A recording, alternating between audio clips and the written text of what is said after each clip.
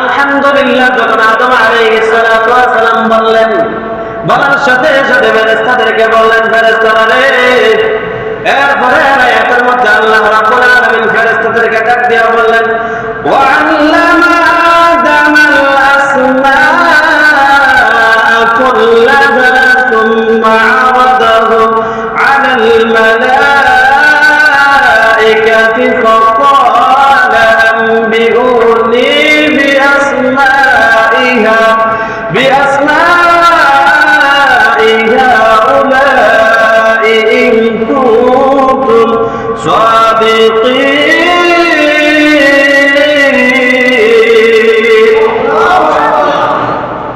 আল্লাহ বলেন, ও ফেরেশতারা, তোমাদেরকে নিজেদেরকে বড় জ্ঞানী ভাবতেছো?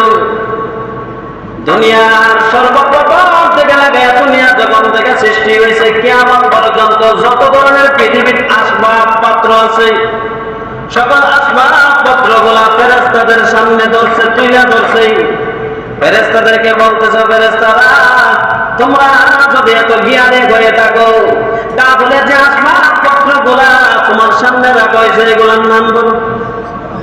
আরে বলতেছে ফেরেশতারা বলতেছে আল্লাহ। তারা বলেন আল্লাহ। তারপরে আয়াতের মধ্যে আল্লাহকে জানিয়ে দিলেন, ক্বালু সুবহানাকা লা ইলমা লানা ইল্লা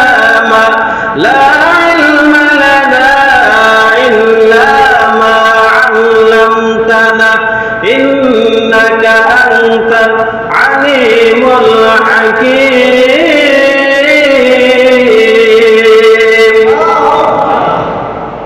আল্লাহকে ফেরেশতারা বলতেছে, ও রব্বে কাবার মালিক, ও আরশে আজিমের মালিক, ও আদমের মালিক, ও আমার মালিক, আপনি শুনেন, আপনি পবিত্র মহাসত্তা। কারণ আমাদেরকে যা জানান আমরা তা জানি, আপনি আমাদেরকে যা জানান না আমরা তা জানি না।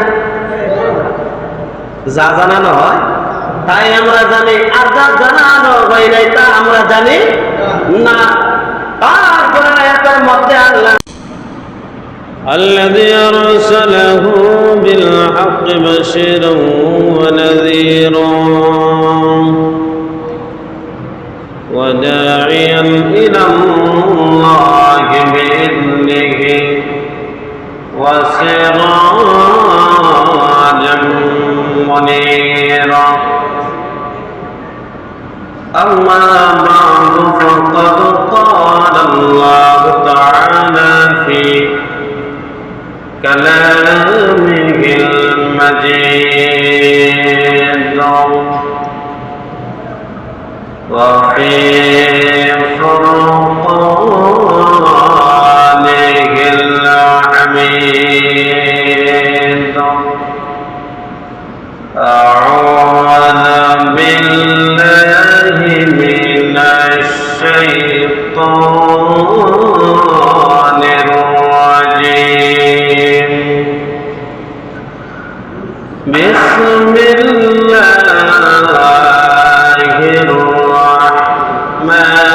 الرحمن الرحيم.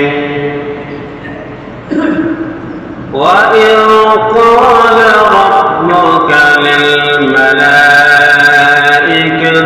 إني جاعل في الأرض خليفة قالوا أتجعل فيها من يفسد فيها ويسفك الدماء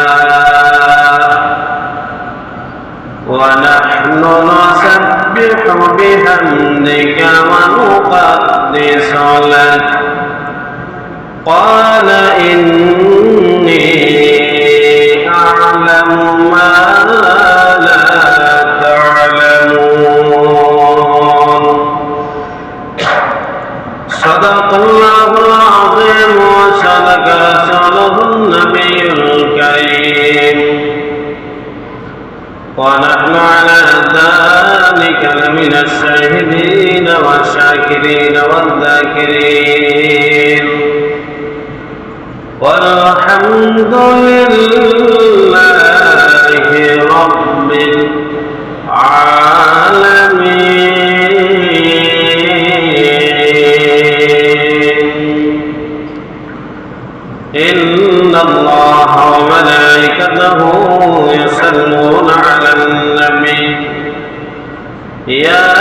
أيها الذين آمنوا صلوا عليه وسلموا تسليما.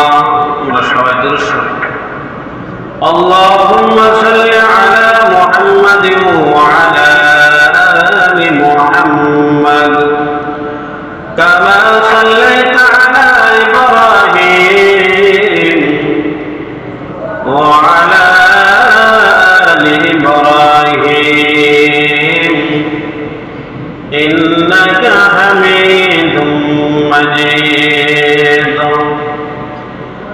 اللهم بارك على محمد وعلى آل محمد كما باركت على إبراهيم وعلى آل إبراهيم إنك حميد مجيد. السلام عليكم ورحمة الله وبركاته. আল্লাহ পাকের দরবারে অসংখ্য গণিত শুকর সুজুদ যে আল্লাহ পাক অত্যন্ত দয়া করে মায়া করে মহাব্বত করেন। পৃথিবীর সমস্ত জায়গা থেকে পবিত্র জায়গায় আসার এবং বসার তৌফিক দিয়েছেন, তাই আমরা অন্তঃস্থল থেকে মহাব্বতে জোরে সরে বলি আলহামদুলিল্লাহ। আমি কুরআনুল কারীম থেকে 2 নম্বর সূরা সূরাতুল বাকারা 30 নম্বর আয়াত তেলাওয়াত করেছি। কুরআনুল কারীমের 1 নম্বর পারা 5 নম্বর পৃষ্ঠার প্রথম থেকে। আজকের আলোচনার বিষয় হলো আদম আলাইহিস সালাতু ওয়াস সালামকে কিভাবে সৃষ্টি করলেন, কি দিয়ে সৃষ্টি করলেন, এগুলো আমাদের জানার দরকার। আমরা আদম কিনা? আদম কিনা? আদমের সন্তান যেহেতু আমরা কি বলে, সর্বপ্রথম আদমকে যখন সৃষ্টি করেন আল্লাহ রাব্বুল আলামিন, বড় বড় 4 জন ফেরেশতা আছে। কয়জন? হযরত জিবরাইল, হযরত মিকাইল, হযরত ইসরাফিল, হযরত আজরাইল। কয়জন ফেরেশতা? এই 4 জন হইল সকল ফেরেশতার থেকে বড়, আর যা আছে এই 4 জন থেকে ছোট। এই 4 ফেরেশতাকে আল্লাহ রাব্বুল আলামিন ডাক দিলেন,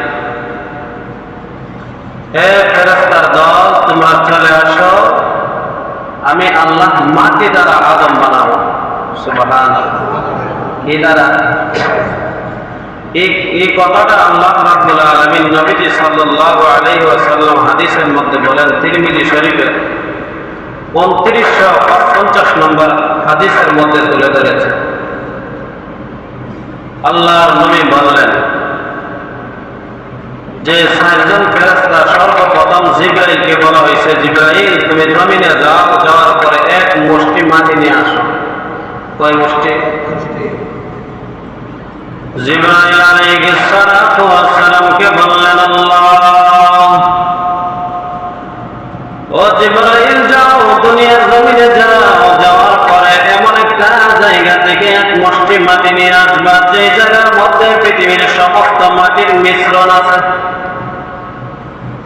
সর্বত্র যেই জায়গার মধ্যে মাটি আছে, পৃথিবীর সর্বস্তর মাটি আছে, সব জায়গার মাটি এক জায়গায় আছে, ওই জায়গা থেকে 1 মুষ্টি মাটি নিয়ে আসো।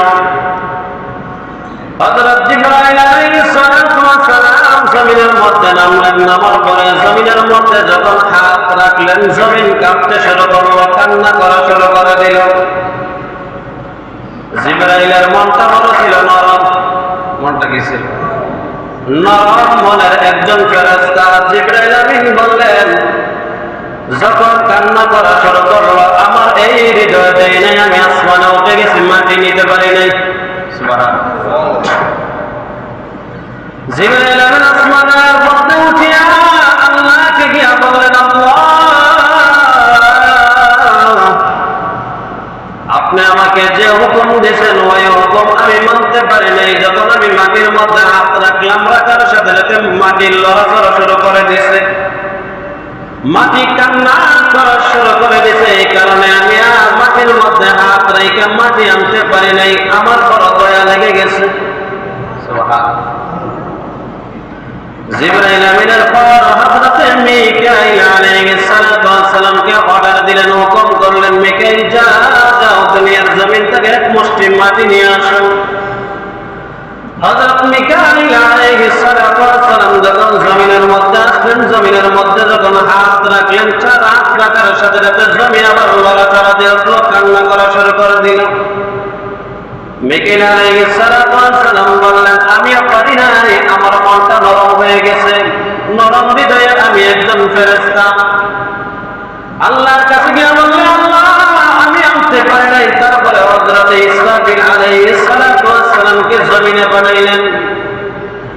জমিনে পাঠানোর পর হযরত ইসরাফিল আলাইহিস সালাতু ওয়াস সালাম জমিনের মধ্যে হাত রাখলেন। জমিন কম্পন শুরু করলো, কান্না করা শুরু করলো। শুরু করার পর হযরত ইসরাইল বলে, আমিও পারি নাই। আল্লাহর কাছে গিয়ে বলতেছে, আল্লাহ আমিও পারি নাই, আমার মনটা নরম হয়ে গিয়েছিল, তাদের প্রতি আমার দয়া লেগে গেছে, তার জন্য আমি আনতে পারি নাই। আল্লাহ রাব্বুল আলামিন সবকিছুই জানেন। তারপর আজরাইল আলাইহিস সালাতু ওয়াস সালামকে হুকুম দিলেন, আজরাইল তিনজন দ্বারা হয় নাই, তোমার দ্বারা হবে। আমি বিশ্বাস রাখি তোমার প্রতি, তুমি যাও দুনিয়ার জমিনে যাও, এক মুষ্টি মাটি নিয়ে আসো। কয় মুষ্টি? এক মুষ্টি। আমাদের এক মুষ্টি মাটির মধ্যে 10 কেজি উঠবো। কয় কেজি? আধা কেজি উঠবো কিনা সন্দেহ আছে। হযরত ইসরাফিল দুনিয়ার জমিনে আসছে, আসার পরে মাটি লড়াচড়া শুরু করে দিয়েছে, কান্নাকাটি শুরু করে দিয়েছে। হযরত আজরাইল বলে, আমারও কিন্তু মনটা নরম, কিন্তু আমি একবার মাটির দিকে তাকাই, একবার আল্লাহর হুকুমের দিকে তাকাই। সুবহানাল্লাহ। আমি যখন আল্লাহর হুকুমের দিকে তাকাই, তার হৃদয় মনটা, আমার হৃদয়টা তার দিকে আমার অগ্রসর হয় না। কেননা মাটি যেমন আল্লাহর হুকুম করেছে, আল্লাহ আমি মাটি নিতেই হবে। সুবহানাল্লাহ। মাটি কি করতে হবে? নিতেই হবে। জমিন যার হুকুম তার, আমি ফেরেশতা যার হুকুম তার। ঠিক কি না? হুকুম আল্লাহ পাক রব্বুল আলামিন দিয়া দিয়েছেন। হযরত আজরাইল আলাইহিস সালাতু ওয়াস সালাম যখন মাটির মধ্যে হাত রাখলেন, এক মুষ্টি মাটি নিয়ে আল্লাহর দরবারে গেলেন। নিয়ে যাওয়ার পরে মুফাসসিরিন কেরাম বলেন, এক মুষ্টি মাটির মধ্যে 40 মণ মাটি উঠছিল। কয় মণ? 40 মণ মাটি উঠছিল। আল্লাহর কাছে গিয়ে বলতেছে, আল্লাহ আমি এক মুষ্টি মাটি নিয়ে আসছি। আল্লাহ বলেন, ফেরেশতা তাদের দ্বারা হয় নাই, তোমার দ্বারা এই কাজটা হইব, আমি জানি। সুবহানাল্লাহ। আল্লাহ তো আগে সবকিছু জানে, তারপরে পরীক্ষা করতেছে তাদের। হযরত আজরাইল আলাইহিস সালাতু ওয়াস সালামকে আল্লাহ ইশারা বলছেন, আজরাইল তারা তিনজনের দ্বারা জান কবজ করার, আনা নেওয়ার দায়িত্ব তাদেরকে দেওয়া যাবে না, তোমাকে দিয়ে সম্ভব। সুবহানাল্লাহ। তোমাকে দিয়ে কি সম্ভব? মার কুল থেকে তুমি সন্তানকে আনার মতো ক্ষমতা তোমার মধ্যে আছে। স্ত্রীর সামনে থেকে স্বামীকে নেওয়ার মতো ক্ষমতা তোমার মধ্যে আছে। বাবার সামনে থেকে ছেলেকে নেওয়ার মতো ক্ষমতা তোমার মধ্যে আছে। ভাইয়ের সামনে থেকে ভাইয়ের প্রাণটা নেওয়ার জন্য তোমার মধ্যে ক্ষমতাটুকু আছে। এই আজরাইল, তোমাকে আমি জান কবজ করার দায়িত্বটা তোমাকে দিতে চাই। আরে দিতে চাই। আজরাইল আলাইহিস সালাতু ওয়াস সালাম ডাক দিয়া বললেন, আল্লাহ এই দায়িত্ব যদি দেই, ভাইয়ের জান যখন আনবো, নিয়ে আনবো, তখন আরেক ভাই আমার গালাগালি করবো। কেন করতেছে? আজরাইল বলতেছে, স্বামীর কাছ থেকে যখন স্ত্রীকে নিয়ে আসবো, স্ত্রী যখন আমার বদুয়া দিব, আমি এই কাজ পারবো না। আল্লাহ বলেন, আমি একটা ইমান সিস্টেম করবো রে, তুমি আজরাইলকেও দোষারোপ করবে না, আমি আল্লাহকেও দোষারোপ করবে না, যে কোনো একটা ওসিলার মাধ্যমে নিয়ে আসবো। ঠিক কিনা? যদি কোনো মানুষ দেখা যায় গাড়ি অ্যাক্সিডেন্ট করে মারা যায়, আজরাইলকেও গালি দেয় নাই, আল্লাহকেও গালি দেয় নাই, এর একটা কপালে লেখা ছিল গাড়ির তলে বইরা মরব। এটা হলো তার মৃত্যুর উসিলা। আল্লাহ বলছিলেন, আজরাইল তুমি শোনো, একজনের প্যারালাইসিস হবে, একজনের ক্যান্সার হবে, একজনের জ্বর হবে, একজনের ডেঙ্গু হবে। এমন ভাবে আমি আল্লাহ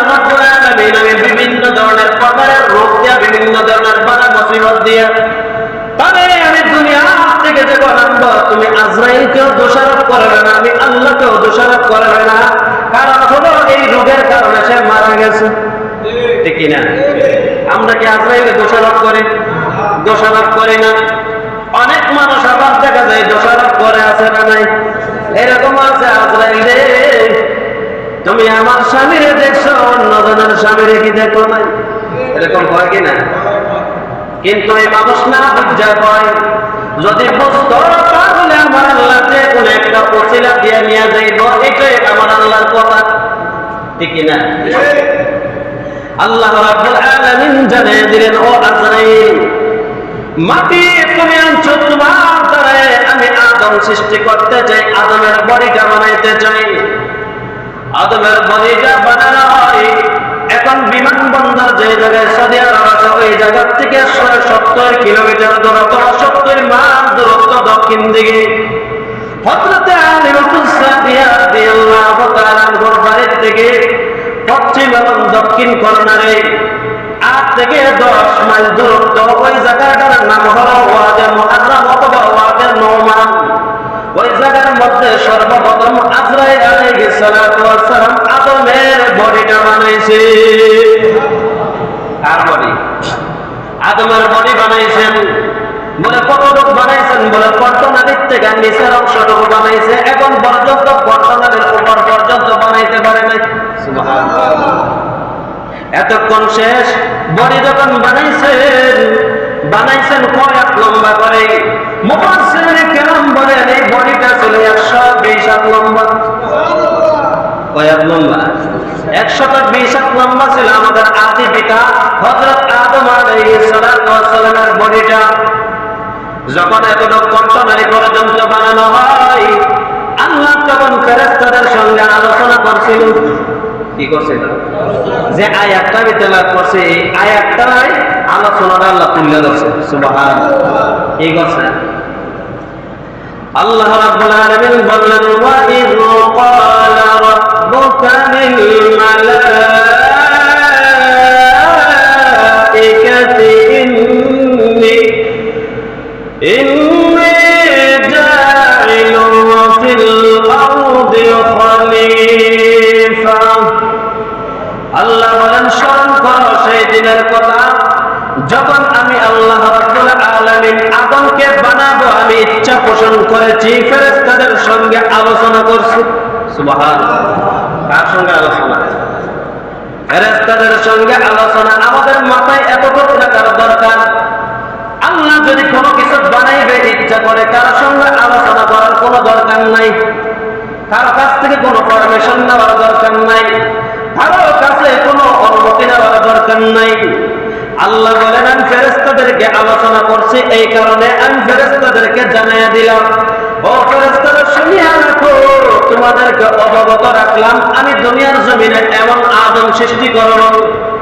তখন ফেরেশতারা কথা বলতে শুরু করছে, ক্বালু আতাজআলু ফীহা মান ইউফসিদু ফীহা ওয়া ইয়াসফিকুদ দিমা।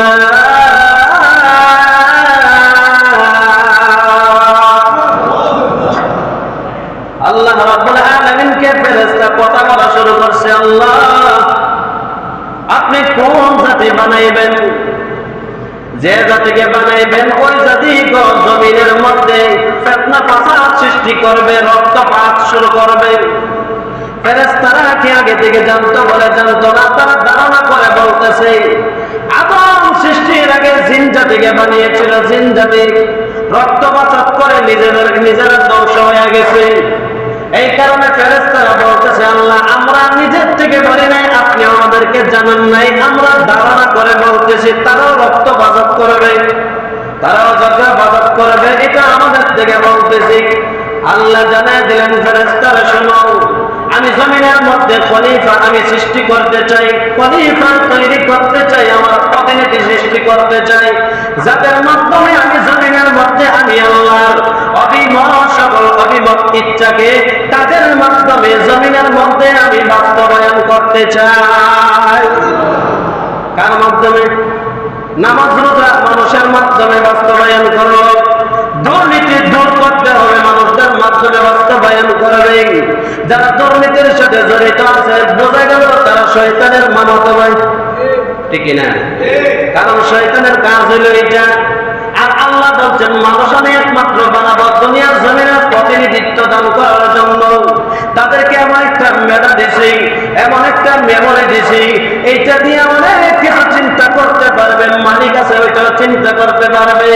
আর তারা জমিনের মধ্যে আমার যত হুকুম আছে তাদের মাধ্যমে আমি আল্লাহ তো আসবো না, আমি তাদের মাধ্যমে জমিনের মধ্যে সব বিধানগুলা আমি আল্লাহ পরিপূর্ণ চালু করে দিব। আমাদের মাধ্যমে আল্লাহ আদায় করে নেব। সুবহানাল্লাহ। তখন ফেরেশতারা ডাক দিয়া বলছিল قالوا أتجعل فيها من يفسد فيها ويسفك الدماء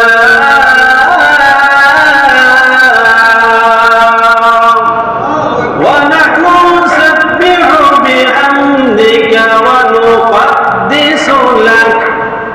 ফেরেশতারা আল্লাহকে বলছিলেন আল্লাহ আমরা কি আপনার প্রশংসা করি না, আমরা কি আপনার তাসবিহ সমূহ পাঠ করি না, আমরা কি আপনার পবিত্রতা ঘোষণা করে নেই, বর্ণনা করে নেই, তাহলে তাদেরকে আর বানানোর দরকার কি? ফেরেশতারা বলছিল, কারা বলছিল? ফেরেশতারা বলছিল তাদেরকে আর বানানোর দরকার কি, আমরা তো সব করতেছি, আমরাই হলাম উত্তম, আমাদের দ্বারাই সব কিছু করে নেন। আল্লাহ তখন বলছিলেন قال إني أعلم ما لا تعلمون।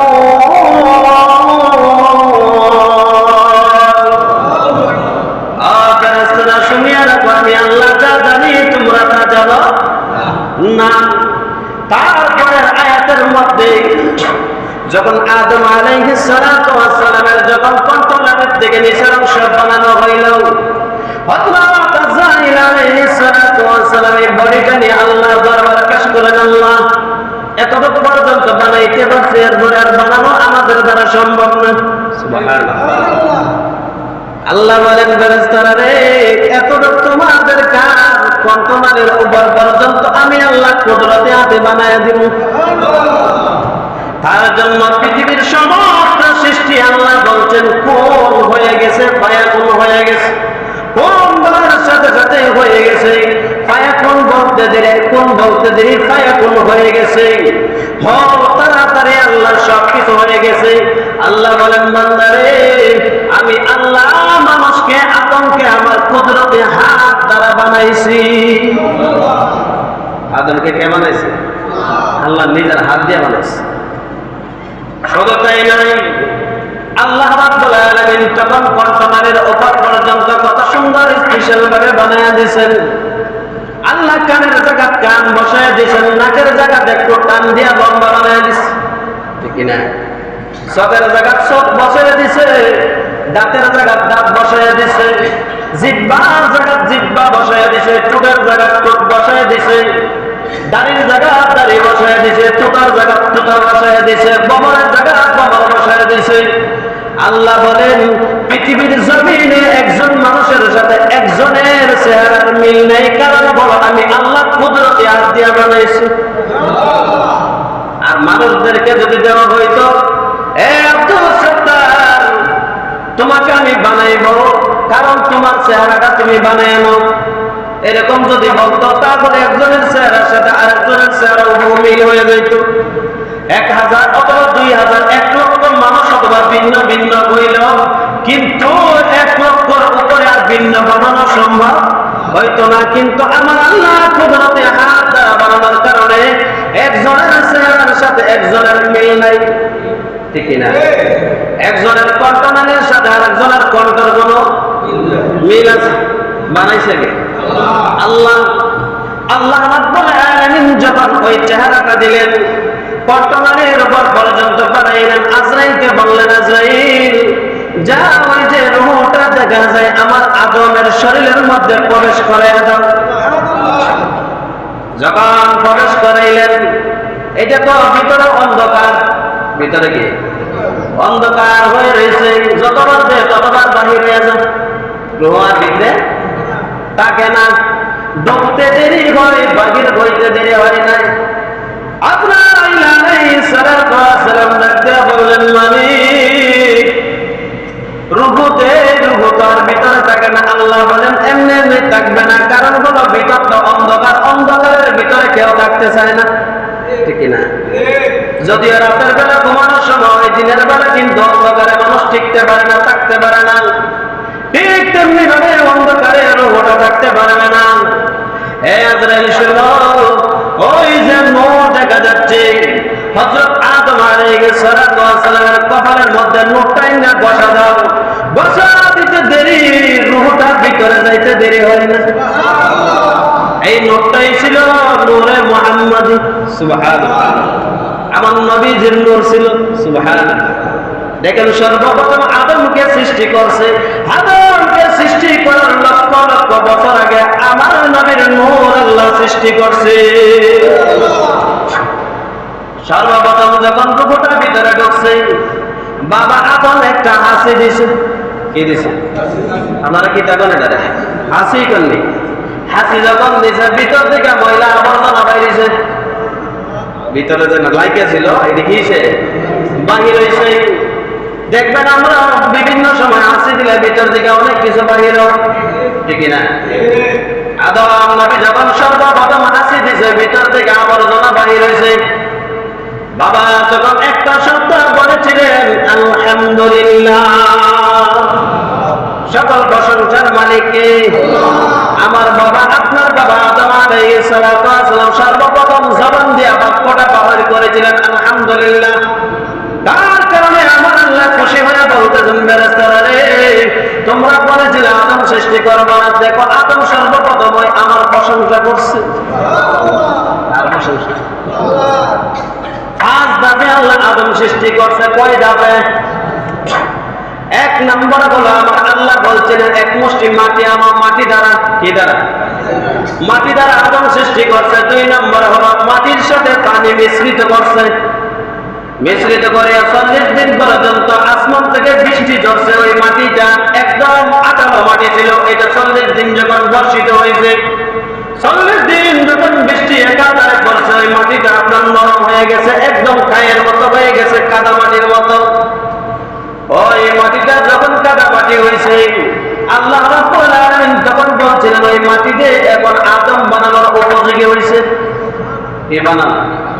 আদম বানানোর উপযোগী হয়েছে। ফেরেশতারা যখন হযরত আজরাইল আলাইহিস সালাতু ওয়াস সালাম বানাইলেন বডিটা, বানানোর পরে ওই মাটিটাকে আবার রোদে, সূর্যকে আমার আল্লাহ বলতে, সূর্য আদম বানানো হয়ে গেছে, এটার মধ্যে তুমি সূর্য দিয়ে সেক দাও, তাপ দাও। যখন তাপ দেওয়া হইলো, এটা আবার আটালো হয়ে গেছে। কি হয়ে গেছে? আটালো হয়েছে। আটালো হওয়ার পর ওই মাটিটাকে আবার পোড়া হয়েছে। কি হয়েছে? পোড়ানো হয়েছে।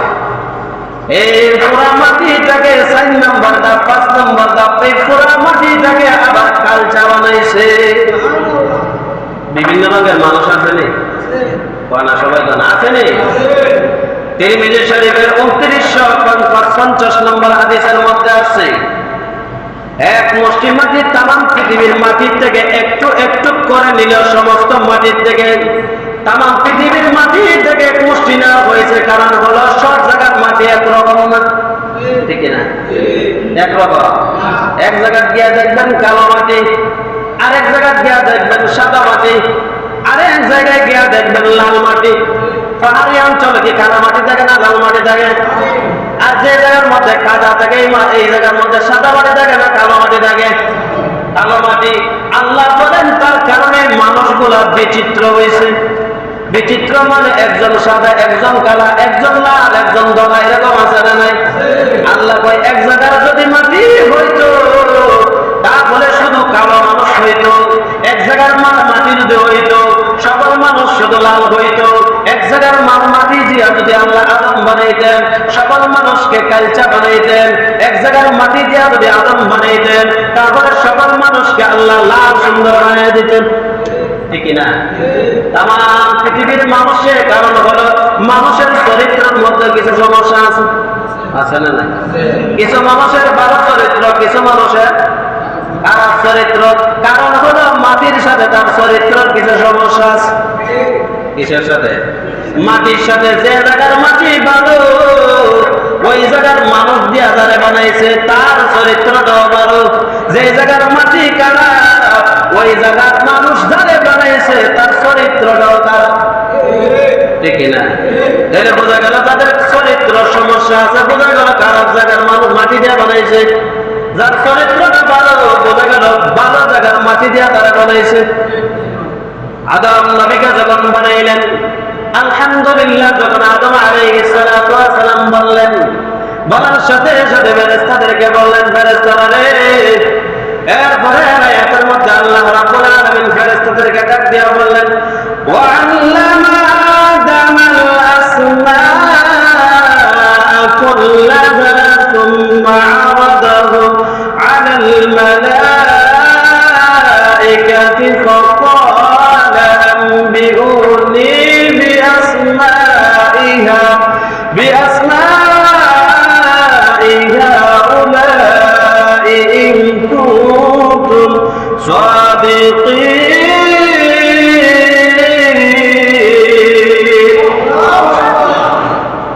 আল্লাহ বলেন, ও ফেরেশতারা, তোমাদেরকে নিজেদেরকে বড় জ্ঞানী ভাবতেছো।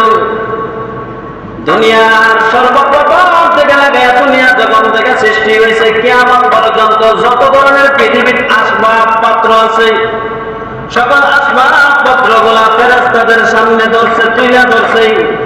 ফেরেশতাদেরকে বলতেছে, ফেরেশতারা, তোমরা যদি এত জ্ঞানী হয়ে থাকো তাহলে যে আসবাবপত্র গুলা তোমার সামনে রাখা হয়েছে এগুলোর নাম বলো। আরে বলতেছে ফেরেশতারা বলতেছে আল্লাহ। তারা বলেন আল্লাহ। তারপরে আয়াতের মধ্যে আল্লাহকে জানিয়ে দিলেন, ক্বালু সুবহানাকা লা ইলমা লানা ইল্লা মা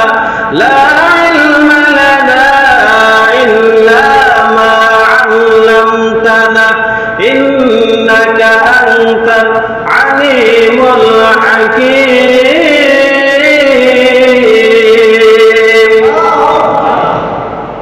আল্লাহকে ফেরেশতারা বলতেছে, ও রব্বে কাবার মালিক, ও আরশে আজিমের মালিক, ও আদমের মালিক, ও আমার মালিক, আপনি শুনেন, আপনি পবিত্র মহাসত্তা।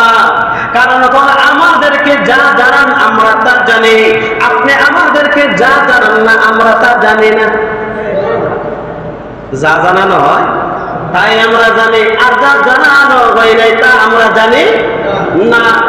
তারপরে আয়াতের মধ্যে আল্লাহ রাব্বুল আলামিন আদমকে উদ্দেশ্য করে বলে, আদম রে, যা যা ফেরেশতারা তো এই নামগুলো বলতে পারে নাই, আমি তোমাকে ওই নামগুলো শিক্ষা দিয়েছিলাম। সুবহানাল্লাহ। নামগুলো কারা শিক্ষা দিয়েছিল? আদম আলাইহিস সালাতু ওয়াস সালামকে শিক্ষা দিয়েছিল। আদমকে বলতেছে, আদম, দুনিয়ার শুরু থেকে শেষ পর্যন্ত যত আসবাবপত্র আসছে এবং আসতেছে এবং আসবে, এটার ভিতরে গেল মোবাইল আছিল, এটার ভিতরে কি আছিল? ল্যাপটপ আছিল, টুপি আছিল, পাঞ্জাবি আছিল, টেলিভিশন দেখে ওই টেলিভিশন আছিল, আসবাবপত্র যা আছে দুনিয়ার শুরু থেকে লাগে কিয়ামত পর্যন্ত যা আমরা নাম জানি না তাও আদমের সামনে দেওয়া হয়েছিল। আদম নবী এইগুলার নামও বইলা দিস। আদম নবীকে আল্লাহ জানিয়ে দিলেন, এ আদম, তুমি তাদেরকে জানিয়ে দাও, তুমি বলা শুরু করে দাও। আল্লাহ রাব্বুল আলামিন বললেন, আদম শুরু করছে, এটা দেখা যায় সমুদ্র, এটা দেখা যায় পাহাড়, ওইটা দেখা যায় মোবাইল, ওইটা দেখা যায় ল্যাপটপ, ওইটা দেখা যায় পাঞ্জাবি, ওইটা দেখা যায় টুপি, ওইটা দেখা যায় পেয়ারা গাছ, ওইটা দেখা যায় বিভিন্ন ধরনের যা আছে, এক থেকে শুরু করে সবগুলো আদম নবী বলতে শুরু করুন। সুবহানাল্লাহ।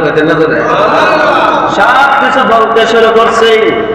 আদম আলাইহিস সালাতু ওয়াস সালাম বলতে যখন শুরু করলো, ফেরেশতাদেরকে বললেন, ফেরেশতারা শোনো, আমি আসমান সমূহ গায়েব জানি, জমিন সমূহ গায়েব জানি, তোমরা যা লুকিয়ে রাখো, তোমরা যা প্রকাশ করো, সব কিছুর ক্ষমতার মালিক আমি আল্লাহ।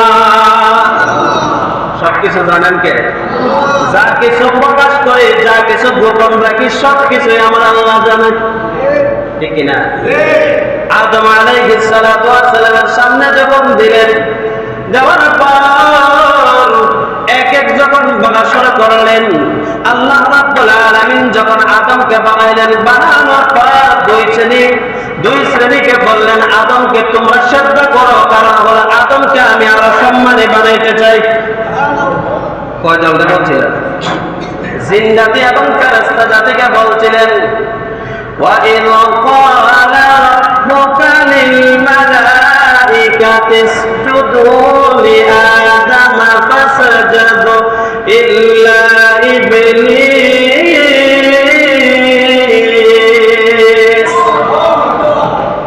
আল্লাহ বলেন ফেরেশতাদেরকে এবং ইবলিসকে বলা হয়েছিল তোমরা আদমকে সিজদা করো। আদম আলাইহিস সালাতু ওয়াস সালামকে ফেরেশতা সিজদা করলো, ইবলিস ছাড়া। ইবলিস কি করেন নাই? সিজদা করেন নাই। আল্লাহ রাব্বুল আলামিন বললেন, ইবলিস তুমি সিজদা করো নাই কেন? আমি আল্লাহ হুকুম করছে বলে আপনি হুকুম করলেই চলবে না, কারণ হলো আমার কাছে যুক্তি আছে। কি আছে? যুক্তি দিয়ে সবকিছু চলে। আল্লাহ তো আমি হুকুম যে জায়গা করছি এই জায়গা যুক্তি দিলে কোনো কাজ হবে না। আল্লাহ বলছে নামাজ পড়তে, এখানে কোনো যুক্তি কাজ হবে? লঙ্গি কারা, পাঞ্জাবি কারা, টুপি কারা, এটা দিলে কোনো কাম হইব? হ্যাঁ, শরীর নাটক করে কোনো কাম হইব? খালি বিড়ি টানে এই সময় যুক্তি দাঁড় করে না, কিন্তু নামাজের লাইলে যুক্তি দাঁড় করে, বিভিন্ন ধরনের অজুহাত বাইর করে, কিন্তু হারামের সময় কোনো যুক্তি নাই। ঠিক না? হারাম করে এরকম আছে না নাই? কোনো যুক্তির দরকার নাই, কিন্তু আল্লাহর ইবাদতের সময়, আল্লাহর গোলামির সময় যত ধরনের যুক্তি আছে সব যুক্তি দিতে রাজি, কিন্তু নামাজ পড়তে রাজি না। এরকম আছে না নাই? তাইলে কি বলছিল? ইবলিস কো যুক্তি আছে, টাইম শেষ, টাইম ফাইরিয়ে গেছে। অনেকের আছে টাইম আবার হারিয়ে গেলে অ্যালার্জি আছে, কাঁচানি আছে, চুলকানি আছে। কথা যদি শেষ করতো, আরো কিন্তু অনেক কিছু আছে, কথা শেষ করতে গেলে টাইম যাবে না। তারপরে 3 মিনিট টাইম বেশি গেছে। কয় মিনিট? 3 মিনিট গেছে, কিন্তু একটা জিনিসের আবার কিটা আছে, শেষ আছে। একটা সাইড ধরাইতে হয় যে কোনো জিনিসের। কি ধরাইতে হয়? সাইড ধরে থেকে 1 মিনিট 2 মিনিট যাইলে এদিকে নিয়ে কোনো চিল্লাচিল্লি করার দরকার নাই। যারা করে এরা হলো পাগল। যারা করে নাকি পাগল, শয়তানের খালাত তো ভাই। কারণ হলো শয়তানও ওই সময় যখন আদম ওয়াজ করছিল তার ভালো লাগছে না। তারা কি লাগছে না? ভালো লাগছে না। যে কোনো জিনিস একটা সাইড আছে, 2 মিনিট 1 মিনিট সব জায়গায় দেরি হয়। কোথ লাগাই দেখেন, কোথ লাগাই দেখেন, যদি না অনেক জায়গায় আছে 15 মিনিটও দেরি হয়। আছে না নাই? আল্লাহ যাতে আমাদের সবাইকে বোঝার মতো তৌফিক দান করেন। সকলে বলি আমিন। ওয়া আখিরু দাওয়ানা আলহামদুলিল্লাহি রাব্বিল